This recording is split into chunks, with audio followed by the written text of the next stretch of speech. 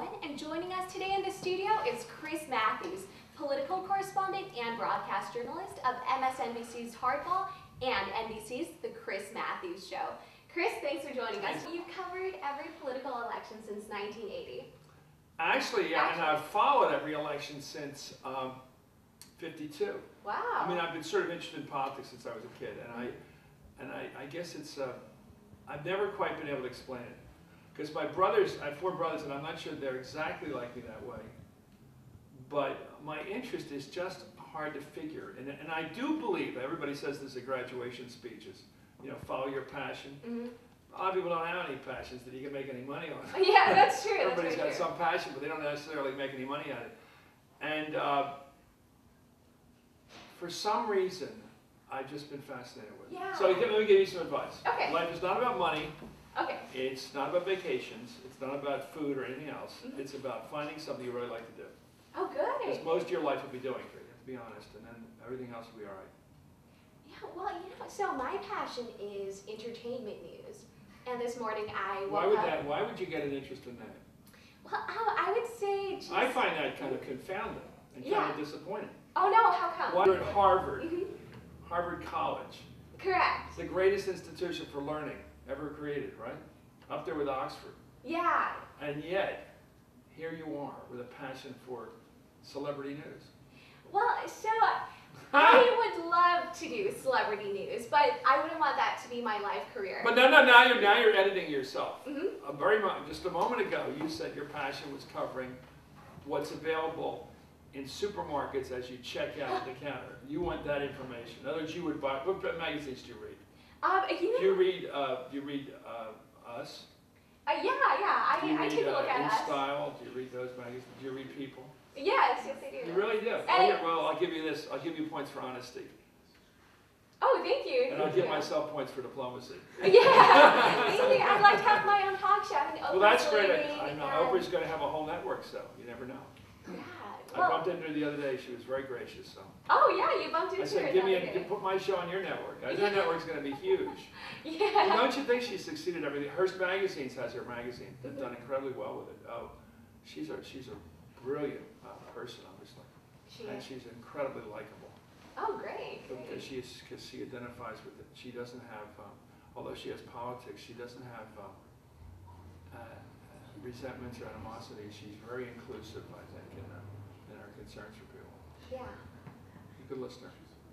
Well, and I'm sure you'll need to be a good listener when you interview Angelina Jolie about her problems and correct. all the problems with eating disorders in Hollywood. Yeah. All those things you're going to have. Yeah. Well, you're going to have to have an enormous amount of empathy. We enormous amount of empathy to keep up. Let me say, it's always those two. I mean, do you ever think about why Hollywood movie stars? Let's just go with the males. Okay. Let me ask you this. Let me interview you. Why is it that males who always are clean shaven for movie parts and always look really sharp, right? Always trying to look bedraggled when they're not working. What is the thing? What is that about? Is that so that they clean up really well? Is that it's like you let the you let the grass grow because it looks really good when you cut it? Yeah, it's a distinction. Why do you think they look so straggly and weird? Yeah. And yet when they go in the movies, they know where the money is. They look perfectly clean cut. Explain. I think it's almost because they want to be able to relate to the everyman. That's everyman. Yeah, exactly. He wants to say, you know what, You'll be very good at alternative journalism. You'll be good. Just make it very alternative. Thank you. I'm just teasing. Yeah, okay. So you know what Kathy Lee Gifford taught me? Oh, okay. What did Kathy Lee Gifford teach you? I'm going to give you a little bit of a cue. Okay. When you're interviewing someone, yes. And I'm going to start doing it now. Okay. This is something I learned from Kathy Lee Gifford watching her. There's always 3 people in the room. The interviewer, which is you, and me, the interviewee, right? And then there's the audience. But we're all sitting around a table chatting. Okay. And as long as you remember that, and you know when you're sitting talking to someone at the table, and although there's 2 of you sort of interrelating, there's always another person there. So you always occasionally look over to them. You know what I mean? Okay. Consciously, you always go. See what I mean? Like. Okay. So you're always like checking in with that other person. Okay. So like Kathy Lee will always be looking over at the table and say like, you know, it's like Reach, you know, when I did this, you know, Reach something crazy and I was doing this. You're right. You're always bringing in the other person. See, this is a little cue I'm giving you. I like this. Thank you. No credits for it, but it will enhance your career potential. It will. See, you just did it. I did. You see, you're allowing the fact that there's a third person in the room. which is not only polite, but great showmanship. Yeah. See what I was telling her about? Oh, thank you, Chris. So we're having a great time here, aren't we?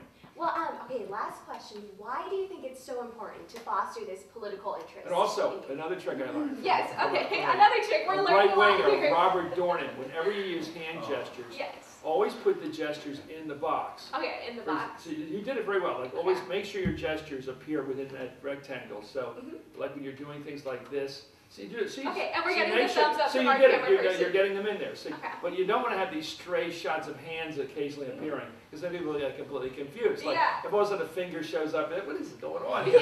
But if you're like this, you know, show some of this. Show in the box. Stay in the box. In the box. In the box. See, that's the key. Okay, well, that's the key, and it looks like we have to wrap up. You have to go talk to the rest of our students. Thanks for joining us. I'm Sanyee Yuan, and that's all we have for today. So, let's talk next time. Bye. Let's give them something to talk about. Something to talk about. I love, of course, Harvard. Who doesn't?